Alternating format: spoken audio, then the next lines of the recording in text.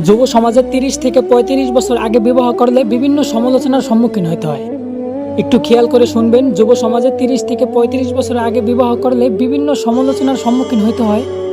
অথচ ওই সমাজে 18 থেকে 20 বছরের ছেলেমেয়েরা একাধিক অবৈধ সম্পর্কে জড়াইলেও ওইটাই সমাজের ইগনোর করে চলতে হয়।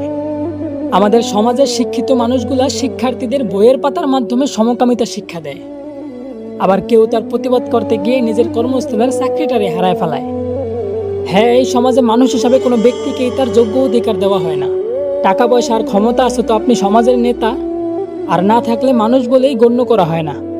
আমরা এই আলোময় পৃথিবীতে চলার জন্য উচ্চ শিক্ষিত হইতে বিভিন্ন দেশ বিদেশ যাইতেও দ্বিধাবোধ করি না, অথচ অন্ধকার কবরে চলার জন্য কোরআনের শিক্ষাটাই এই সমাজ থেকে নেওয়া হয় না।